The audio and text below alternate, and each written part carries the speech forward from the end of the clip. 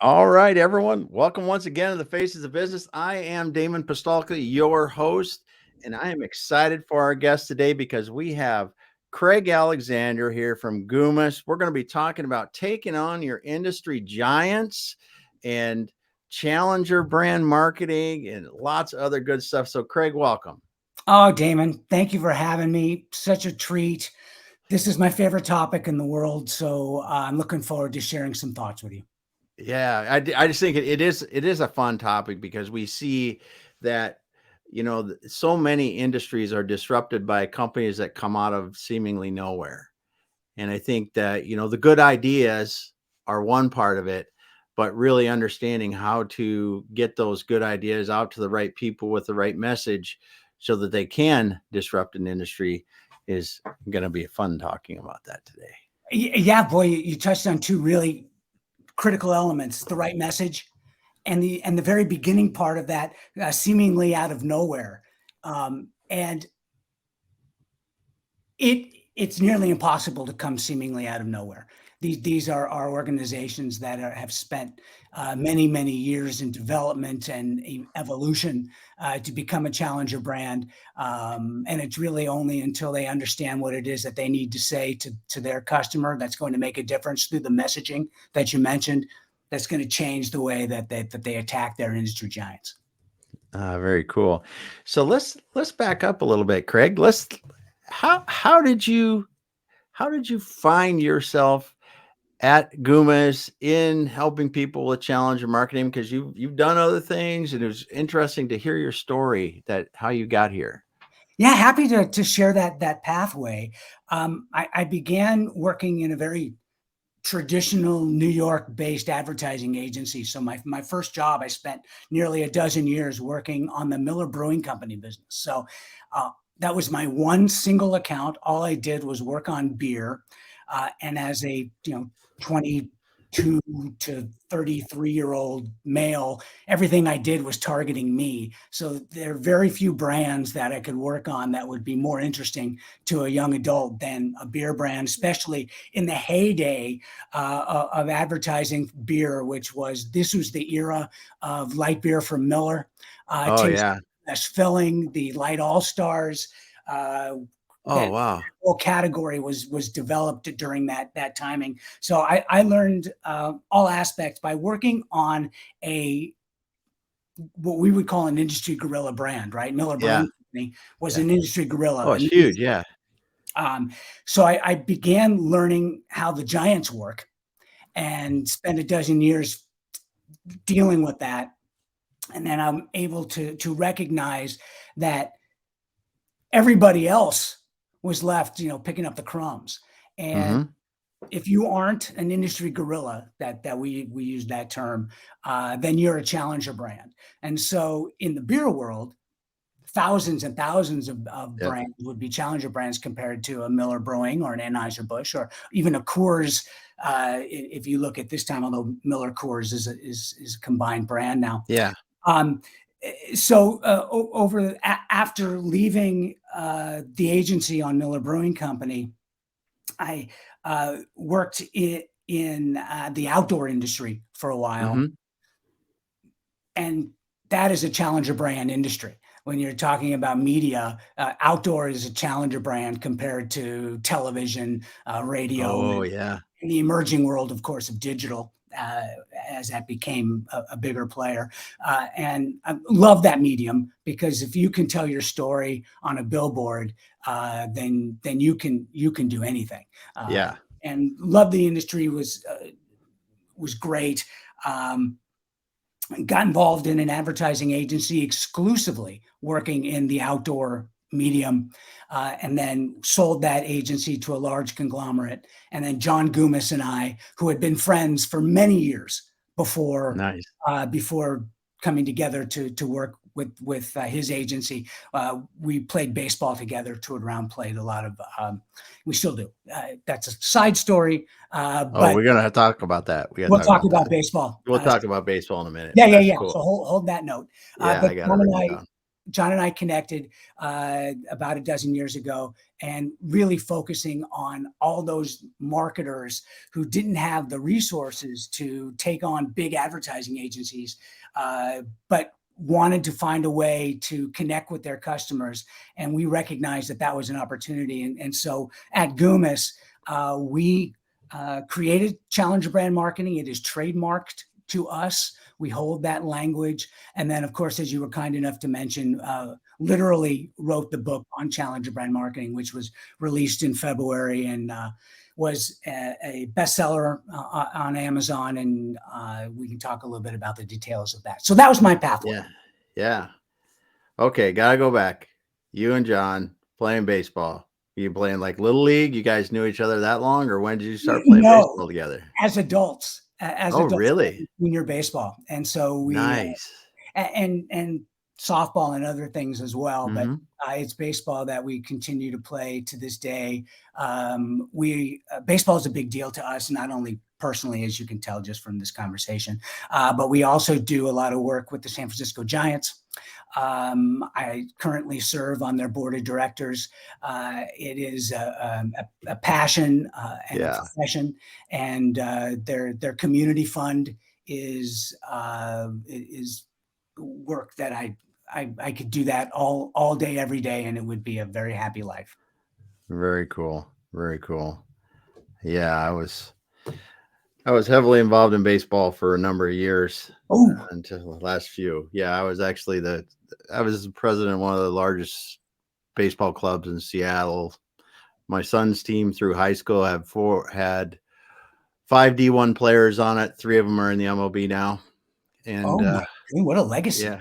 Yeah. And the club where he practices is where Blake Snell, who pitches for the Padres, won the Cy Young. That's where he grew up. His father runs the club. And my son actually pitched beside Blake in the wintertime when he was in the minor leagues and stuff growing up. So I can still remember when Blake was in the minor leagues, he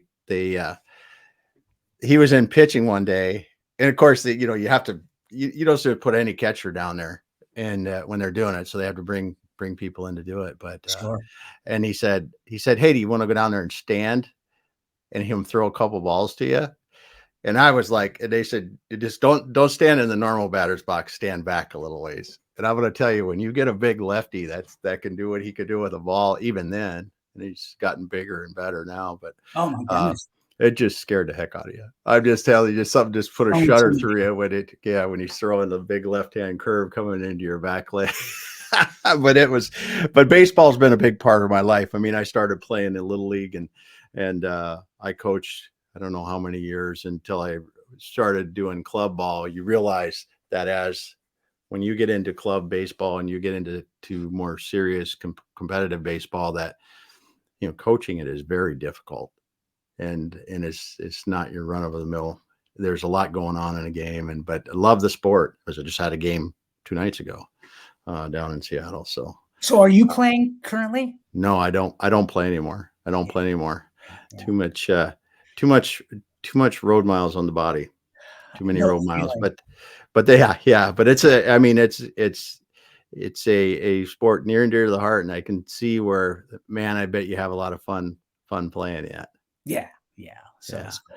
It's good. God, that's awesome. To get to talk about that for a moment, because it is such a humbling game, because it teaches us a lot about business, because if you're playing baseball, you're not going to hit the ball every time, and in business we run into a lot of the same things. So when you're helping companies, and you talk about Challenger Brand Marketing, you talk about Challenger brands, you identified a Challenger brand here as a company that's competing against the bigger companies, or can you just tell me, how do I know if I'm a Challenger brand? Sure. It's really a matter of, are you being out-resourced by your competitors?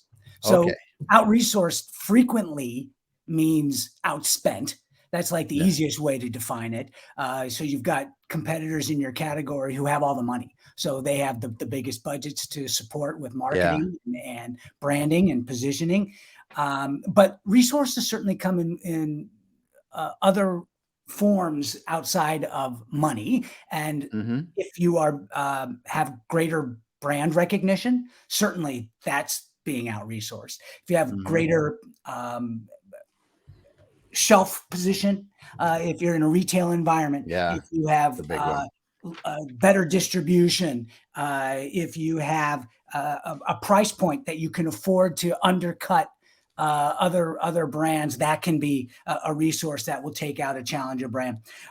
So the resources come in many different forms and Hmm. fashions, but oftentimes I think anybody can relate to being in a competitive environment where your competitors have greater resources than you do. Yeah, yeah. So when you look at your challenger brand companies, what are the specific advantages that not everyone has, but you kind of see across the board on these Yeah. challenger brand companies? Part of our job as an agency dedicated to working with challenger brands is to help that marketer identify what it is that makes them special. Sometimes they can't articulate it, and we have to put them Hmm. through a process that helps them wrap their arms around what we believe will ultimately make them famous.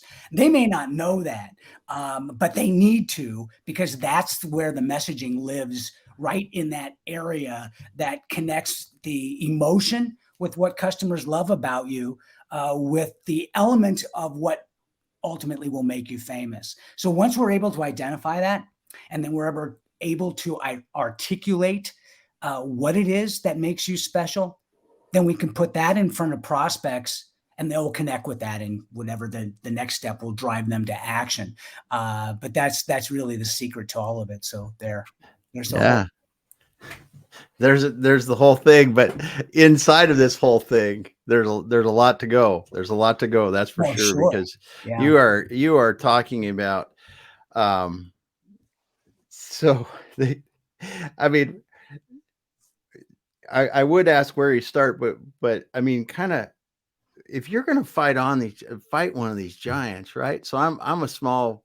Let's take what you were in before. You're a small beer brand, Sure. and Great cat. you're like, hey, I want to go, and when we're talking a small beer brand now, it's a large regional brand anymore, to for a small beer brand, and we've got some of those here in the Seattle area that have come out and got bought and doing those kind of things, but um, you know what are some of the things that we're going to have to do differently, because we don't have that ad spend, we don't have that national force or whatever we want to do. I mean, what are some of the things that you're really able to help them do that a large company is not going to do? So we want to fight in an environment where we can win. So the first step that we want to identify is we want to reduce the playing field. Um, I, I, Oh, I like to use the pencil on the ground analogy. So your listeners can't see me, but I'm holding up a very typical looking pencil. And the way we talk to our clients is I'll put this pencil on the floor, and this pencil represents our beer brand. So we're up in Seattle. This is my beer brand that's marketing to Seattle. I put it on the floor, and that beer brand now is competing with everything in my room. It's competing with the carpeting. It's competing with the cabinetry. It's competing with the walls and ceiling. It's competing with all the equipment on my desk. It's competing with the books on my bookshelf and the furniture. There's a lot to compete against. But if yes. I pick that pencil up off the floor and I put it on my desk, now it's only competing with everything on my desk, right? So now it's dealing with my computer and my phone and my printer and my notes and files. Hmm. But if I take that pencil off of my desk and I put it on my notepad, now all I have to do is win here in this environment. Yeah. I have to beat the notes on my notepad, this post-it notes, whatever else I have sitting in this small space. And this brand now becomes the dominant player on that notepad. So we translate our marketing tactics to the environment. And Hmm. so now we find areas where we can dominate.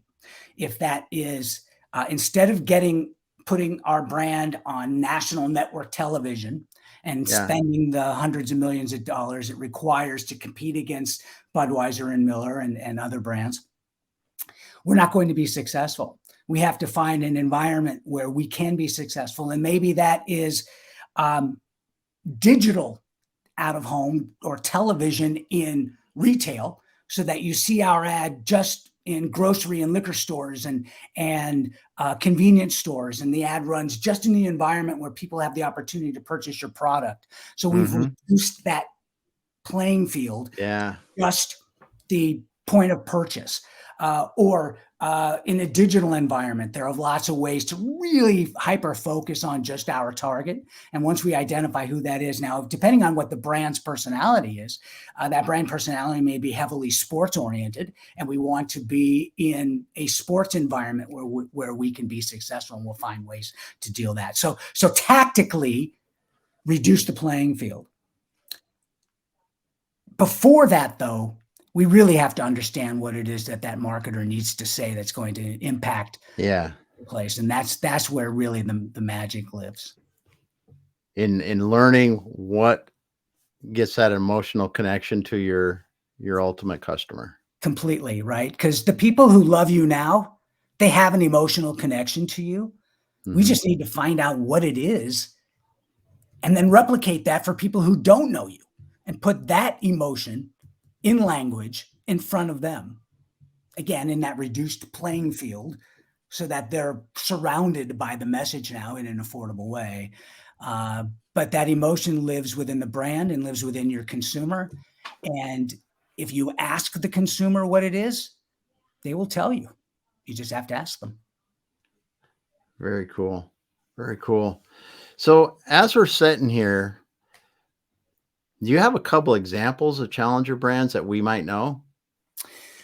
So certainly plenty that you would know that we haven't necessarily worked on, but I can tell you some stories that I think you might find interesting, whether you know the brand or you don't.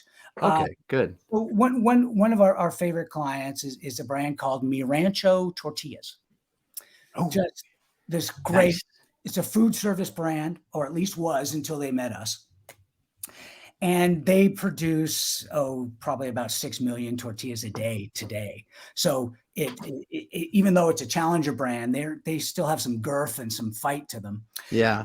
They're based in the Sacramento area, and they produce the world's best tasting tortillas, just flat out. They're tremendous. And Nice. when they came to us 5, 6, 7 years ago, they had made a decision to expand from their initial business, which was a 75-year-old business at the time, of producing food service tortillas, right? So tortillas that would be sold in restaurants and fast food chains, but brands that wouldn't, but a brand that doesn't necessarily stand on its own and matter to the consumer. They wouldn't ask for the product by name in a Mexican restaurant. It just happens to be the product served because of its quality and authenticity. But when they came to us, though, they needed to, they had made that decision that they wanted to become a consumer brand, right? And go retail. And then that's a whole new world. Yeah. And they are a complete challenger brand when you're competing against large nationally recognized tortilla brands like a Michelin Tortillas would be a brand that you probably know. They're the gorilla brand in the industry. So we needed to identify what it was about Mi Rancho that their customers love, and put that into language that could be that you could use to surround potential customers so that they get the same feeling. And so we put that client through a process where we conducted a number of interviews of customers. We interviewed them. We spent half a day internally with their leadership team in a brand symposium that ran them through a series of exercises that got them thinking differently about their product, visualizing the brand, as well as articulating and messaging the brand. After 2 months of this research and discovery, we were able to extract from them the essence of the organization and the messaging, which happened to be the same thing. At the time, their tagline was "Quality since 1939." That was the tagline then. But that said nothing about who they are and what they stand for. But what their essence was, and really what now is their tagline, is Pure Tortilla Joy. And Nice. that became the core language for everything that they've done since and continue to do now. And there's this sense of just this is what we do, and we do it better than anybody else in the world. And now you can buy these at your local grocery store and bring them home with you. So Mi Rancho had probably gone from 1 million tortillas a day to 6.5, 7 million today since the Pure Tortilla Joy Wow. took place. So look for them in your grocery store. You won't be sorry. Yeah, we will. We will for sure. And I love how you boiled it down into 3 words. Pure Yeah, tortilla joy. I mean, it seems like when you really think about the essence of brands, the fewer words, and you can make those words so impactful like this, pure tortilla joy. You know what that means. yeah, It means you need to get it. yeah, and that these people take this stuff seriously. It means Yeah. the world to them. You make such a great point, Damon, right? Because the easiest thing in the world is to write 3 pages on how great your product is. Yep. Nobody cares about that, right? Nope. Mark Twain said famously, right? One of the greatest quotes of all time is, "I would have written you a shorter note, but I didn't have the time." Yeah. Right? Yeah. It's easy to write pages. It's really hard to boil everything down and just do a few words, and that's really our job. And the how you boiled this down, the thing that's so nice when you do that, it connects customers and people that work for the company, founders of the company, friends and family of the company, everyone together around that. What do we do? Because I just love this because people go, oh, it's marketing. Yes, it is. And It's a it's a promise. rally cry. It's absolutely a It's a rallying cry. rally cry. So right. It's like to make a decision. I'm sitting there making a bunch of tortillas, or I'm doing something for the company. I'm a driver and someone talks to me about the brand. How do I talk about it?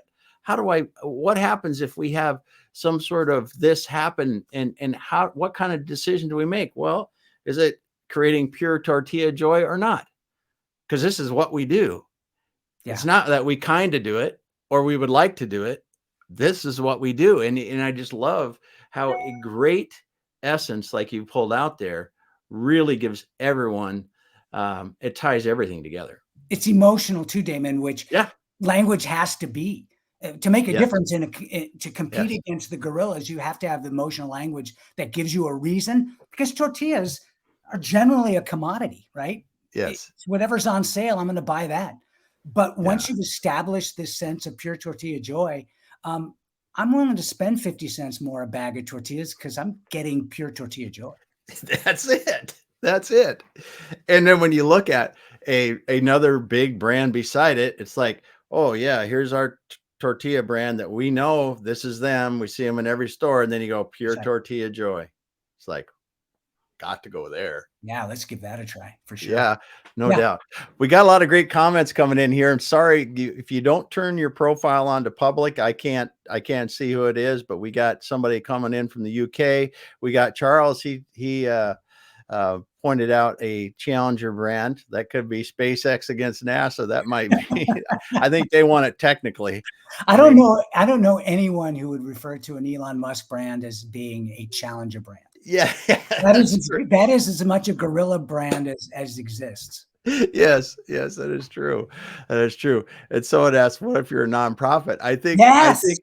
Yeah, Yeah, absolutely. We work with nonprofits all the time. The Giants yeah, Community Fund, we touched on that at the beginning of the conversation, right? yeah, So nonprofits are businesses, and yes, they have to treat themselves as businesses, and you have to market yourself as such, because people have choices, right? To hmm donate to one organization yeah, versus another. You have to position yourself on an emotional level as being the choice for that donor. So absolutely, nonprofits are challenger brands.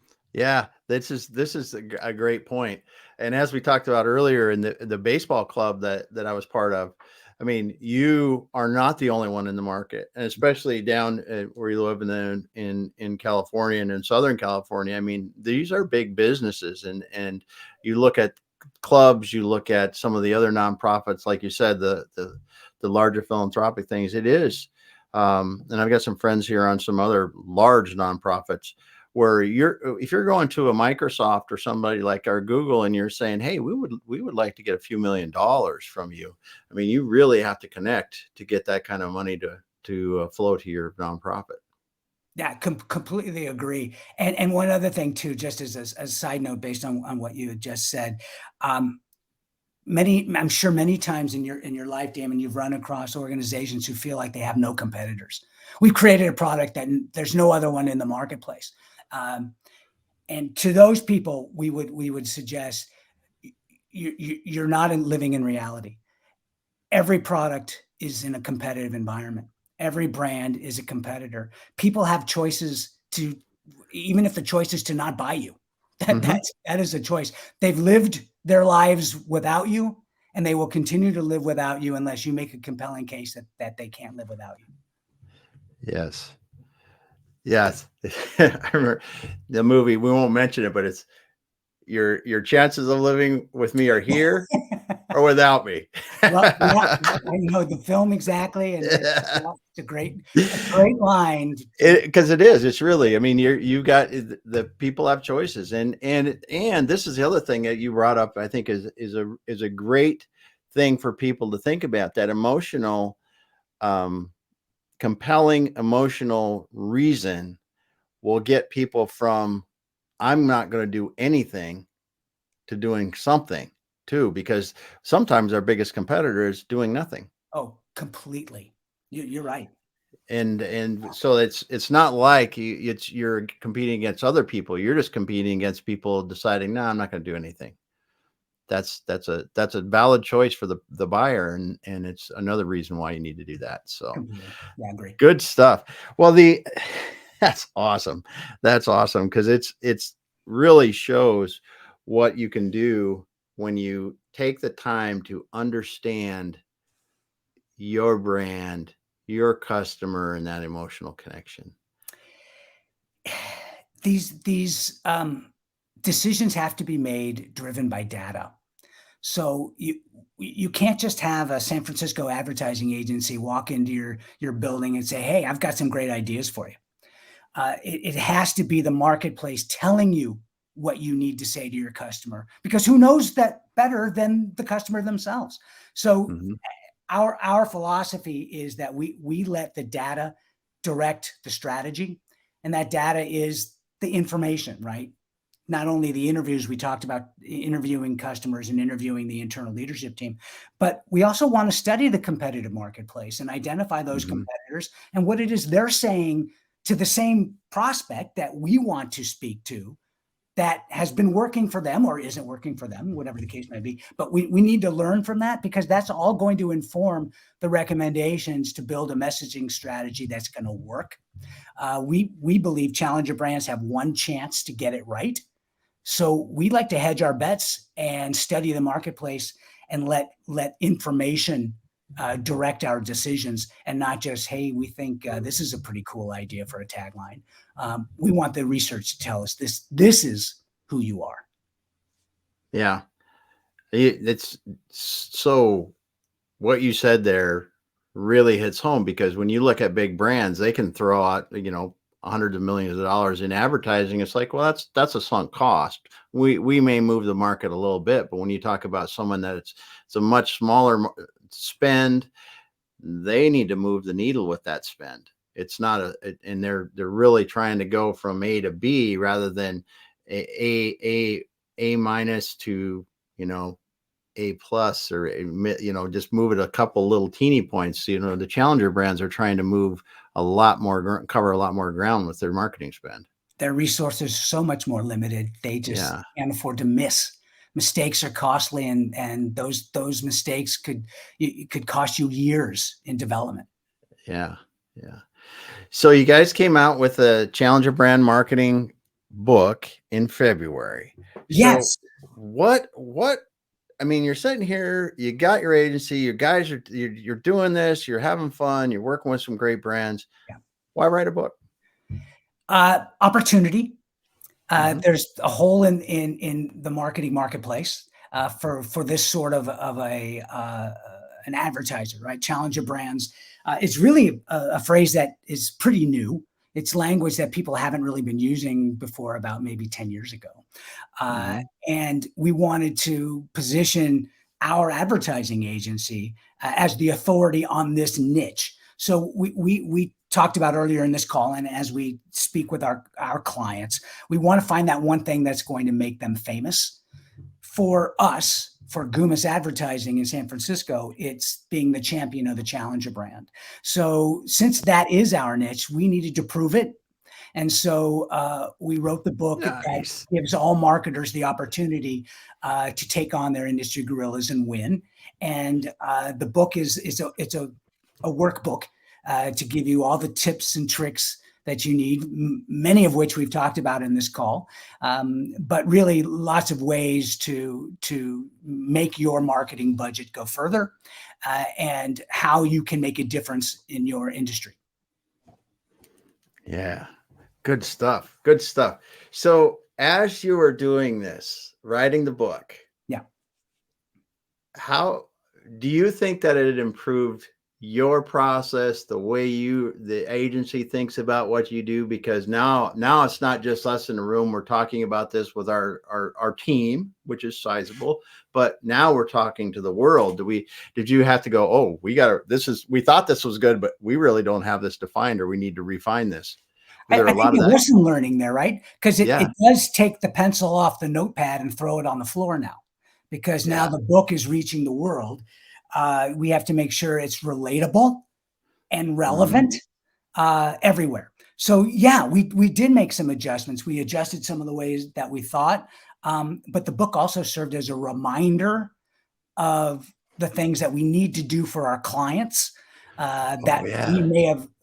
may have omitted or evolved away from. The book reminded us that these are some corners that can't be cut.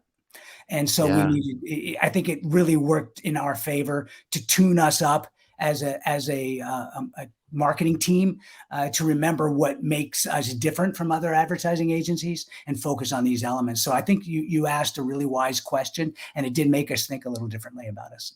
Yeah. And you said one thing too. I think that it's real easy for you being in the marketing agency, doing what you're doing every single day, is as you get better and better at something, you tend to skip over steps.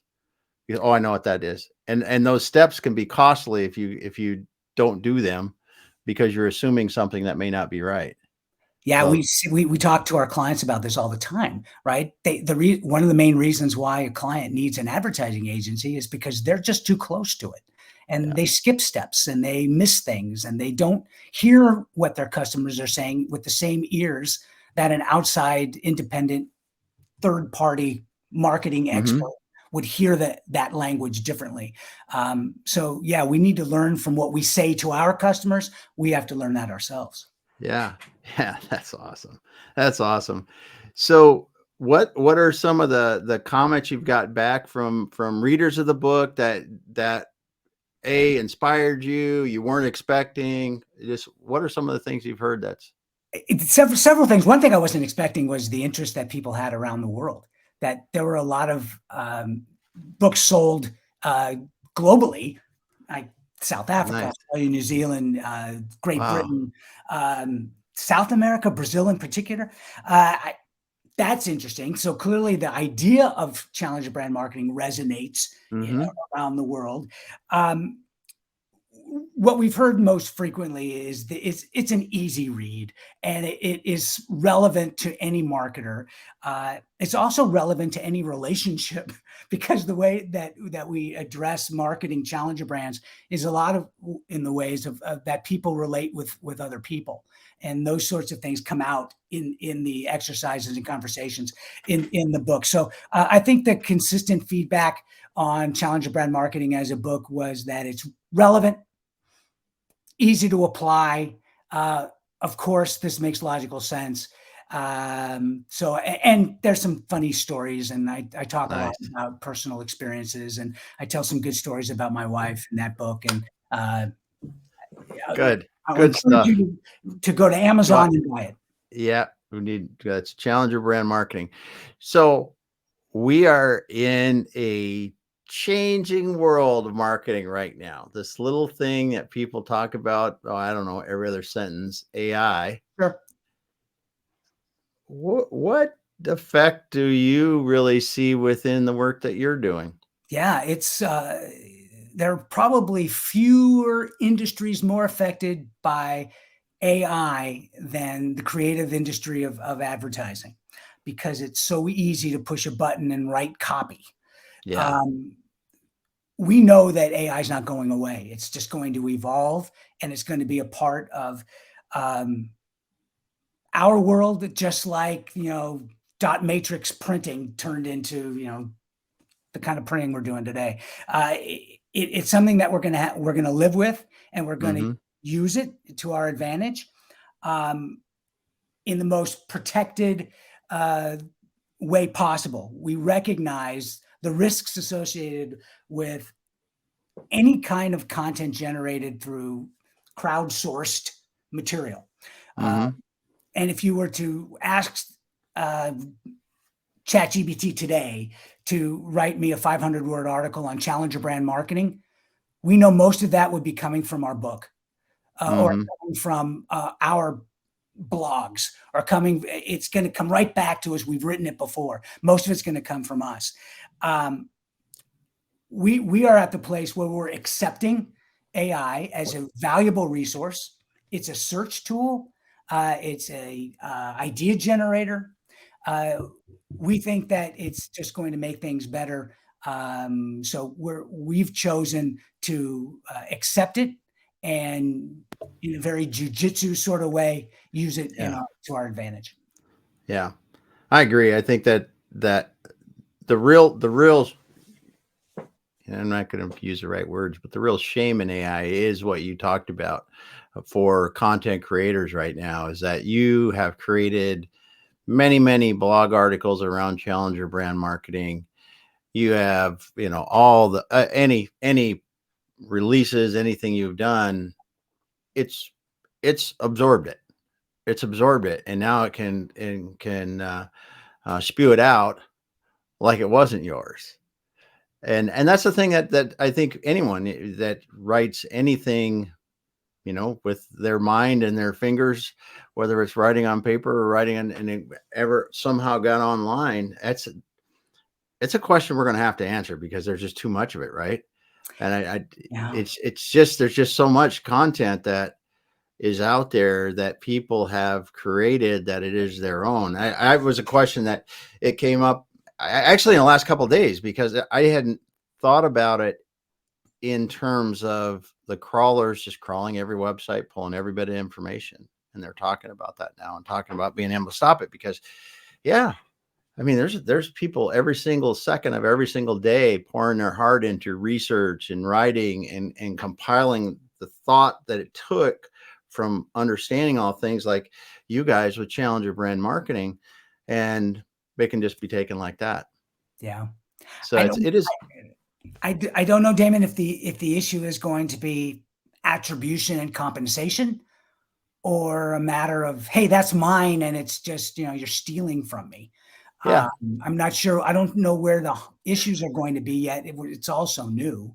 Uh, Yeah, it's just something we have to think about. We're gonna have to decide, because it is, and like you said too, it's a useful tool on the other hand, because if you need an idea generator, you need to, I don't know, there's things that it does well when you use it protected, like you said, and uh and do that. So what's exciting for you guys coming up? What's exciting for you guys coming up at Gumas? as soon as I hang up with you, I've got a big presentation that I'm going to share with a credit union that we love, that's based up in Northern California. We're going to. It's really the culmination of everything I talked about on this call. Nice. So Nice. I'm going to share all of it. They don't know any of this. So what was pure tortilla joy for me, Rancho Tortillas, is going to be new language for this credit union in about 11 Nice. minutes. So I get the Nice. opportunity to present all of that to them, and Nice. it's gonna be great. Nice. Well, that is exciting. That is exciting, Craig. And with that, we'll wrap up because we want to make sure that Craig has some prep time for his next one. But man, I'm telling you, I really appreciate you stopping by and talking about challenger brand marketing, because I'm always rooting for the little guy, and taking on your industry giants, like you said, you got to take your time to do it right, because you're not going to get a second chance. And when you got the right people helping you, you can do it. Damon, So thank you so much for the opportunity to discuss my favorite topic. If any of your listeners want to follow up with me, please do. My email address is calexander at Gumas, Gumas, Gumas.com.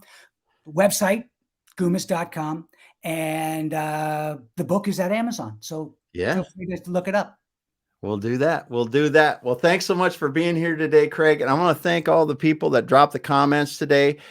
Patience at the end, right at the end there. Thanks for doing it. And Charles and the other people that dropped comments, but we didn't know who they were. But thank everyone that dropped the comments or was listening today. Thanks, Craig. Have a great rest of your week. We will be back again next week with more guests on the Faces of Business. Talk to y'all soon. Hang out just for a moment.